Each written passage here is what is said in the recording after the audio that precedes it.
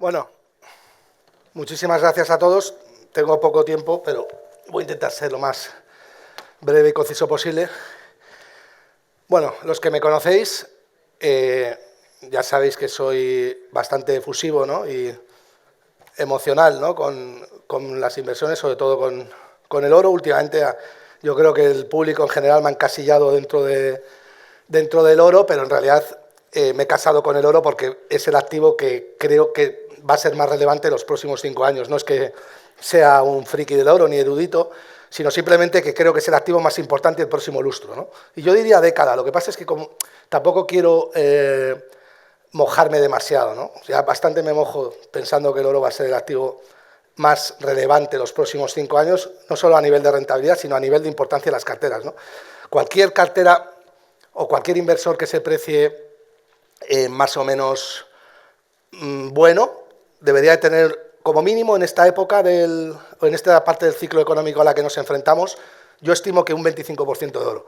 Normalmente la gente ha dicho, o se ha dicho en el mainstream, que lo importante sería, o el más, o lo obligatorio, sería tener aproximadamente entre un 5 y un 10% de oro. Bueno, yo no lo compro a largo plazo. Yo creo que, bueno, particularmente invertido yo estoy más de un 50% en oro, de manera directa o de manera indirecta. En mineras de oro tengo bastante, creo que las mineras de oro son el activo más, o el sector más penalizado ahora mismo. Podríamos hablar de mineras de oro como las productoras de petróleo estuvieron hace 2 o 3 años, cuando el petróleo se fue por encima de los $100 y estuvo un tiempo y las petroleras no subían. Prácticamente tenemos un escenario calcado con respecto a las mineras de oro ahora, ¿no? Las mineras de oro ahora resulta que están cotizando como si el oro estuviera en $1.300, $1.400 la onza. Esto es una tesis de inversión muy sencilla, la puede hacer cualquiera con una hoja de este. Luego las mineras de oro hay que profundizar. Y sobre todo, el mercado realmente ha penalizado bien las mineras durante un tiempo, pero ahora está obviando ciertos factores que para mí son fundamentales, ¿no? Entre ellos, que por supuesto el precio de la onza de oro es difícil que vaya a caer. No veo, o veo escenarios bastante improbables en los cuales el mercado se pone a vender oro, o los bancos centrales se ponen a vender oro, que van a ser un gran catalizador, sobre todo por la parte de los BRICS, los próximos meses y años. Y luego tenemos la pata que más ha penalizado a las mineras de oro, que son los all-in sustaining cost, o los costes de extracción de oro, los costes de caja, todo lo relacionado con con la operativa a la hora de producir y de extraer oro, ¿no? Eso, en mi opinión, creo que el mercado lo ha hecho correctamente, penalizar mucho a las mineras de oro y ofrecer esa volatilidad sobre ellas, dado que los márgenes se estrechan mucho cuando los costes operativos de las mineras de oro se disparan, y se disparan mucho por cada punto porcentual que sube la inflación, ¿no? Pero el escenario al que nos vamos, o el que al menos yo descuento, es un escenario de potencial estanflación. Y muchos CEOs en Estados Unidos lo están descontando así, y el oro lo está descontando así. Si no es tanto estanflación, al menos sí cierta desaceleración con repuntes en la inflación, ¿vale? Pero estos repuntes en la inflación no creo que se vayan por encima del 4,5%, 5% anual, porque el dólar está en jaque también y Estados Unidos tiene el deber de proteger el poder adquisitivo del dólar, sobre todo cuando tiene a los competidores, que son los BRICS, almacenando oro para poder pelear contra el dólar. Los BRICS, por primera vez en la historia, se han dado cuenta de que el dólar no es un activo refugio. Lo es, pero para los americanos y para el mercado, pero no para los BRICS. Los BRICS no pueden fortalecer ni crecer ni aspirar a competir contra el dólar o intentar revalorizar sus activos si tienen dólares en sus balances. ¿Por qué? Porque han evaluado mal el riesgo del dólar. En tanto en cuanto los americanos, cuando han querido devaluar los pasivos financieros de los bancos centrales de los PERS, es decir, de Rusia, de China, de la India, etcétera, lo han hecho soplando. Y eso ha pasado en el año 2022, cuando Estados Unidos ha metido al mundo en una de las mayores inflaciones de los últimos 20 años, ¿no? A base de incrementar su oferta monetaria y llevarla a máximos históricos hasta los 21 trillones de dólares, ¿no? ¿Qué ha pasado en ese escenario? Fíjate que en el mainstream está rulando yo diría la falacia de la desdolarización, ¿no? Es otro debate, pero yo particularmente, y he estudiado sobre ello, veo la desdolarización como una gran utopía, ¿no? ¿Qué pasó en el año 2022? Pues los americanos exportaron inflación conscientemente para revalorizar, para volver su deuda menos onerosa. Estados Unidos, el PIB de Estados Unidos funciona con una gran deuda, como todos sabéis, no hay crecimiento real, prácticamente el crecimiento es nominal. Y los americanos han exportado inflación al mundo y han devaluado el resto de divisas mundiales a mínimos históricos. El yuan se fue al mínimos del año 2006, el yen japonés mínimos, y están pasándolo muy mal los japoneses para establecer políticas monetarias correctas. La libra la hundieron, el euro lo hundieron y van a seguir haciéndolo así. En los próximos años va a haber una guerra mundial que se va a concentrar en las divisas, en la currency war. Es decir, divisas, ahora mismo las guerras mundiales no se libran con armas atómicas, se libran hundiendo económicamente al adversario. Y Estados Unidos con Trump lo va a hacer, lo va a conseguir. Se prevé que el déficit, por eso el oro ha subido mucho en los últimos días, ya lo tenemos prácticamente a menos de un 10% o un 10% de los $3.000 la onza, lo cual significaría un 75-70% de revalorización en el último año. Estamos hablando de un activo que cotiza en 16, bueno, ahora está en 20 trillones de dólares, que esto es 8 o 7 veces lo que cotiza Nvidia, Google, no Google, Microsoft o Apple. Es decir, el oro es un activo muy fuerte, es el de mayor capitalización bursátil.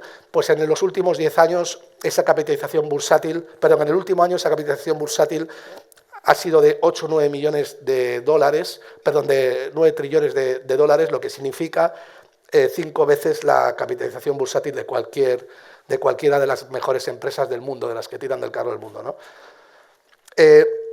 Esto lo digo porque Estados Unidos ha conseguido meter en una gran inflación y deflación en China, ¿no? China, y probablemente con los enormes déficits a los que va a incurrir Donald Trump los próximos 4 años, que se estiman en 8 trillones de dólares, es decir, un 30% más de la masa monetaria actual de dólares, eso va a tener que exportarlo porque le conviene, y exportar ese déficit supone que la deuda americana en términos reales se abarata, pero el resto del mundo se endeuda mucho más. Y eso es una cosa que han visto muy bien los BRICS y han dicho, si queremos que los americanos no nos hundan en esta guerra que ya se ha iniciado y se ha librado de divisas, lo único que podemos hacer es comprar oro. Y eso está pasando.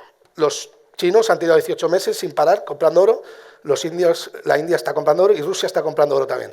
Rusia además tiene el añadido de que hace poco, cuando han querido invadir Ucrania, como sabéis, han confiscado o intervenido 300.000 millones de dólares en cuentas rusas, y eso, por supuesto, pues los rusos no lo van a permitir más. Saben perfectamente de ese riesgo y, por tanto, necesitan fortalecer sus cuentas, las cuentas del Banco Central, con activos que sean o colaterales que sean de menos riesgo. Y el único que existe en el mercado hoy, sustituto del dólar, que sea inmediatamente líquido y que funcione como depósito valor en el largo plazo, es decir, que sea traficante de valor en el medio plazo sin pérdida o quebranto en el intercambio, es el oro. Ese está siendo la única herramienta que tienen los BRIC y, en mi opinión, acertada, ¿no? Entonces, por eso digo que Warren Buffett, y me va a permitir la osadía de decir que fue estúpido, ¿no?, al decir que no había que llevar oro en las carteras porque el oro no producía nada, ¿no? Esto es una falacia. Fíjate que a mí me extraña que lo dijera alguien como Warren Buffett, que es una persona que todo el mundo conoce, ¿no?, y es probablemente el mejor inversor de todos los tiempos. Ha conseguido sacar un 20% al Standard & Poor's 500, el doblar al Standard & Poor's 500 anualmente y un 20% anualizado, ¿no?, en sus portfolios. Sin embargo, siempre ha criticado al oro porque no producía nada. Esto para mí es una falacia. El oro sí produce, el oro sí tiene valor intrínseco. El oro produce una cosa que no produce el resto de activos a lo largo de la historia, y es que es el único dinero que existe en sentido estricto, en tanto en cuanto ha sido capaz de ser medio de intercambio generalmente aceptado, aunque no sea el mejor, pero no nos importa que sea el mejor o peor, porque tampoco tiene por qué cumplir esa función. Es un gran depósito de valor en tanto en cuanto es capaz de almacenar toda la riqueza que una persona o un Estado o un organismo acumula y esa riqueza transportarla en el tiempo sin que haya quebranto del valor, y ha sido unidad de cuenta. Eso hoy por hoy no lo cumple ningún activo, y la moneda fiat menos. La moneda fiat, que son los pasivos emitidos por los bancos centrales, cuyo respaldo se supone que son los activos o la confianza que el mercado le da a los activos del Estado, entre ellos cobrar impuestos, La moneda fiat se ha depreciado un 90% con respecto al oro desde que salió el euro, con respecto al euro. Para que os hagáis una idea de la estafa que es la moneda fiat, ¿no? La moneda fiat es una completa estafa, porque el que la tiene se termina empobreciendo y no lo sabe. Entonces, digamos que los estados, a través de la inflación, es un impuesto al ignorante, ¿no? O al que no tiene la capacidad o el conocimiento necesario para cubrirse contra la inflación, que no es otra cosa que emitir más moneda para yo poder pagar mi deuda a costa de que tú la pagues sin que te des cuenta. ¿Vale? Eso es la inflación. Y solamente ese impuesto oculto solamente lo puedes perpetrar a través del papel que emiten los bancos centrales o a través de la moneda fiat. Por tanto, el oro sí tiene valor intrínseco. El oro tiene un valor intrínseco que obviamente no lo puedes calcular por sus rendimientos explícitos, porque no genera ningún tipo de rendimiento explícito, pero eso no significa que tenga valor intrínseco y que produzca nada. El oro sí produce servicios de liquidez y de seguridad, que no te producen ningún otro activo. Mucha gente piensa que el oro es un protector de inflación, y eso es mentira. El oro no solamente es un protector de inflación, sino también es un activo rentable. Desde el año 2000 el oro sube un 9,3% con respecto al dólar y un 9,1% con respecto al euro, nominal anual. Prácticamente sube, o no, prácticamente no, sube incluso un poco más si lo cogemos desde el año 2000, aunque no quiero hacer cherry picking, que el Standard & Poor's 500. En el año 1971, que es para mí el año de referencia con respecto al oro, porque es cuando Nixon y los Estados Unidos dejan de intervenir el oro cotizaba en $35 en 1971. 50 años después el oro cotiza en $2.750, que estaba ayer. Esto significa que el oro ha multiplicado por 75 en 50 años. El Standard & Poor's 500 en el año 1971 estaba en $100 y ahora está en 5.000 y pico, ha multiplicado por menos. En términos de sin pagar dividendos, el oro ha obtenido mayor revalorización que el Standard & Poor's 500. Eso sí, es un poco tramposo el argumento porque las empresas pagan dividendos y esos hay que capitalizarlos, ¿no? Bueno, además, la manera de valorar este tipo de activos es mediante el flujo stock to flow. Esto no es otra cosa que las existencias que hay en el mundo con respecto a la capacidad que el ser humano tiene de producir más existencias de ese activo, ¿no? El oro tiene un stock to flow muy alto y se prevé que sea más alto. ¿Por qué? Las existencias que existen ahora mismo, a lo largo de la historia mundial de oro, son 201.000 toneladas. 201.000 toneladas es todo el oro del mundo. Todo el oro que se ha producido durante toda la historia. El oro es un activo durable, muy resiliente y prácticamente indestructible, ¿no? Por eso, entre otras cosas, ha sido adoptado como dinero durante milenios, ¿no? Por el ser humano. Bien, se prevé que haya 50.000 toneladas más por producir en el mundo. Es decir, que digamos que tiene una oferta casi completamente rígida o casi completamente inelástica, pero sin ser totalmente inelástica, con lo cual eso hace que los productores se produzca un efecto llamada cuando el precio del oro sube y muchos más productores quieran extraer e invertir capital, localizar capital en esos proyectos que son las mineras, descontando rentabilidad a futuro. Es muy importante el ratio stock to flow porque es la única manera que vamos a tener de poder anticiparnos a medir el oro, ¿no? O sea, cuando alguien dice que, bueno, el único peligro que yo le veo al oro es que de repente la oferta aumentara mucho o la demanda cayera. Que caiga la demanda me parece que es bastante complicado, ya lo hemos visto a lo largo de los últimos 50 años, no va a pasar. Va a haber periodos de volatilidad, eso sí, pero no va a haber, el mundo no va a dejar de querer almacenar oro porque es necesario para protegerte y los sustitutivos como Bitcoin están en un periodo muy, muy primitivo de descubrimiento, ¿no? Y alguien puede decir, bueno, es que claro, es que hay muchísimo oro, 201.000 toneladas es la cantidad de oro que podemos meter en una piscina. O sea, este sería todo el oro que hay en el mundo, ¿no? A lo mejor podríamos meter, yo qué sé, yo creo que a lo mejor en este sitio pues cabría todo el oro que hay en el mundo, ¿no? O sea, que la concepción espacial que podamos tener del oro muchas veces es mentira, ¿no? Cuando dices, no, es que... Y todos estos datos es conveniente que un inversor en oro los tenga en la cabeza para intentar comprender la dimensión del valor que puede adquirir a futuro. Estamos hablando de que esto es todo el oro que puedes... ¿Que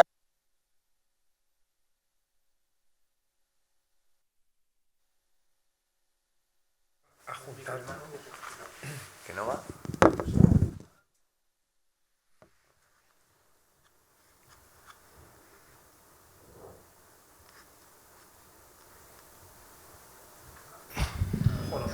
Sí, sí.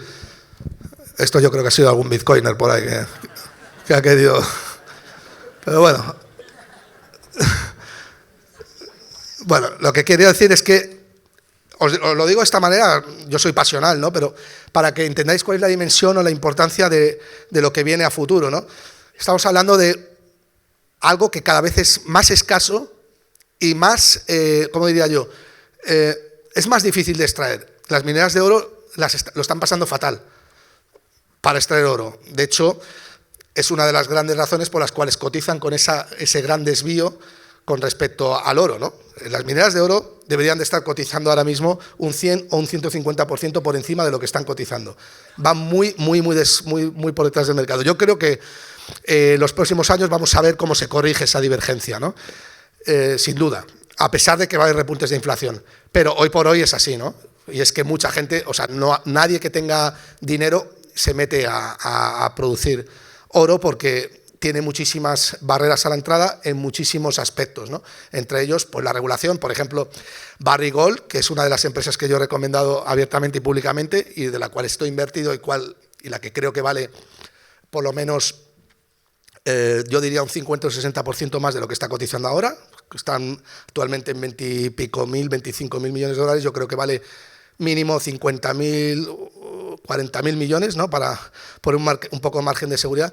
Barrick Gold ha caído estos días un 7% porque el grupo Wagner, que son el grupo terrorista ruso, en Mali tiene controlado el país y ha amenazado con expropiar las mineras como ha hecho con otras mineras a lo largo del país. Para que veáis cuáles son los riesgos entre otros, ¿no? de las mineras de oro, ¿no? Es que todos los países quieren expropiar las mineras, sea cual sea quien esté gobernando, ¿no?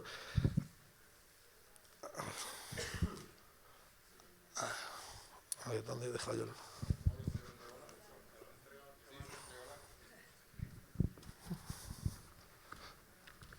Gracias. Bueno, lo que he dicho, el oro multiplicó por 75.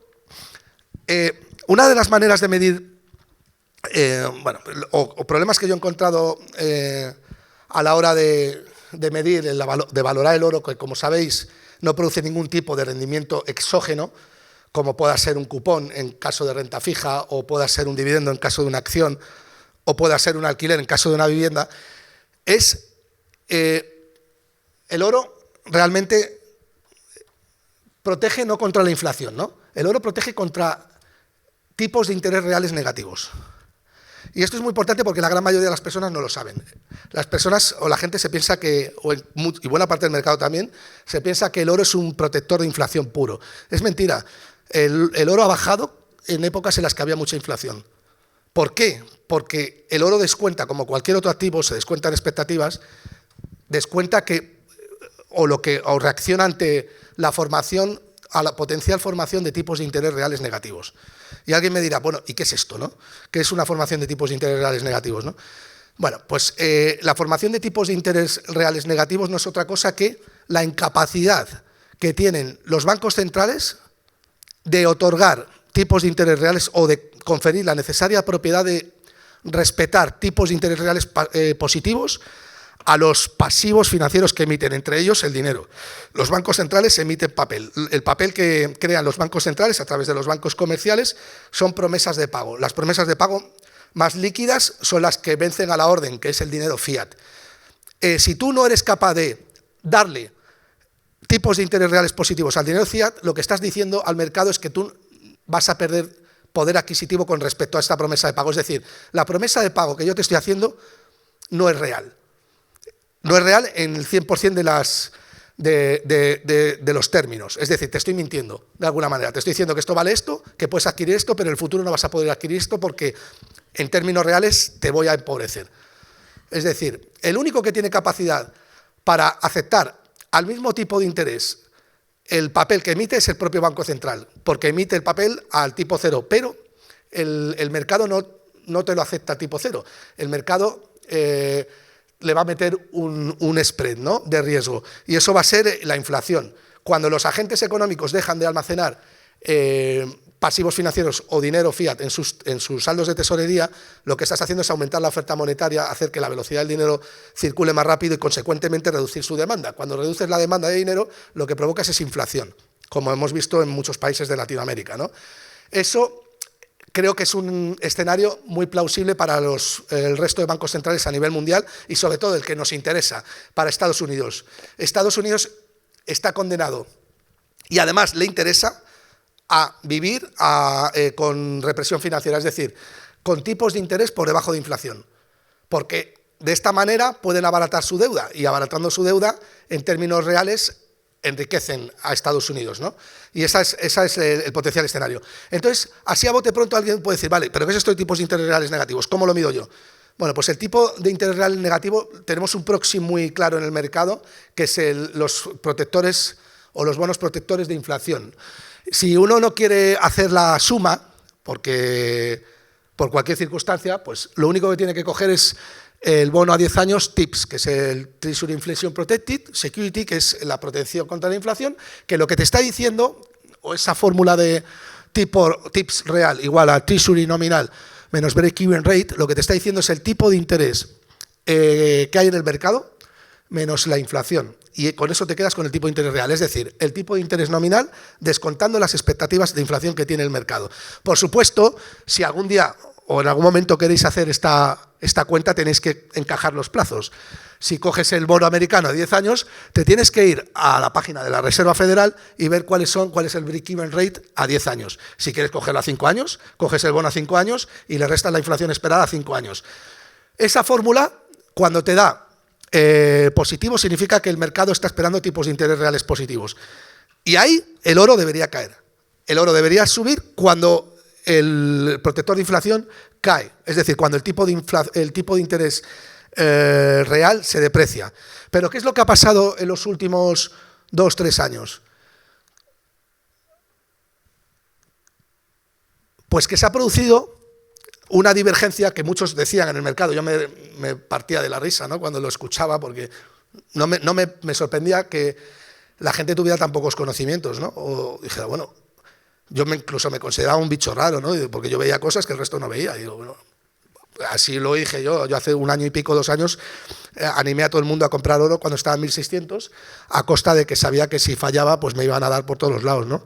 Sobre todo porque tengo mucho hater. Pero bueno, la cuestión es que en el año 2022 se produce una divergencia que al mercado le parece cuanto menos extraña, y muchos dicen que se ha roto la correlación entre lo que es la formación de tipos de interés reales y el precio del oro. ¿Por qué? Porque según este gráfico, lo que estamos viendo es que cuando aumenta el tipo de interés real positivo, el oro ha seguido aumentando. Y os acabo de decir que el oro es un protector de tipos de interés reales negativos. Es decir, debería ser al revés. Si aumenta el tipo de interés real, la gente debería de deshacerse de oro o vender oro. ¿Por qué? Porque está encontrando en la tasa libre de riesgo, llamada tasa libre de riesgo como el papel emitido por el Banco Central o la Reserva Federal, está encontrando rentabilidad suficiente como para no tener que cubrirse. Es decir, está viendo que hay responsabilidad política por parte de los estados, ¿no?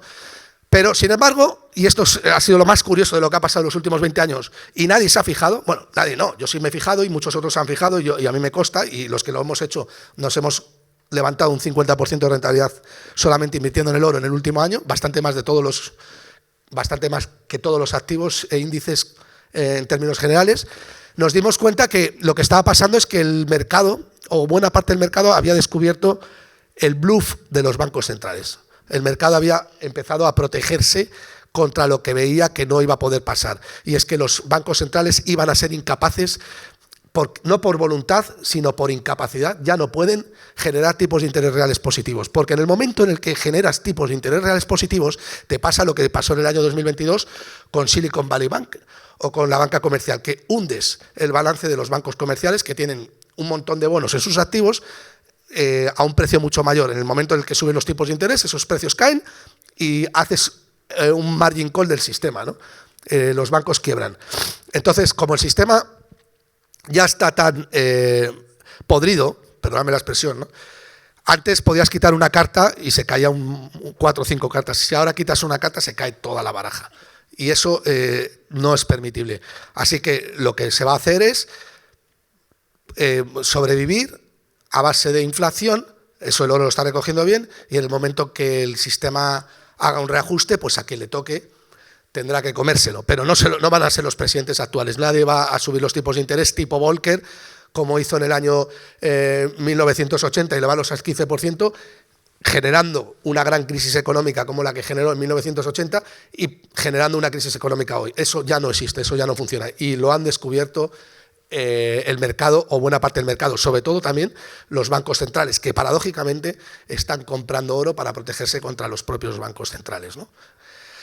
Y bueno, en resumidas cuentas, yo no gano nada con el oro, simplemente he sido honesto y sincero, ¿no?, en transmitir cuál es mi visión, y creo que veremos el oro próximamente por encima de $3.000 y más a largo plazo por encima de $5.000 o $6.000. No hay ninguna razón, que sea convincente para la cual alguien hoy tenga que vender oro. Bueno, creo que ya es el tiempo. Muchas gracias a todos.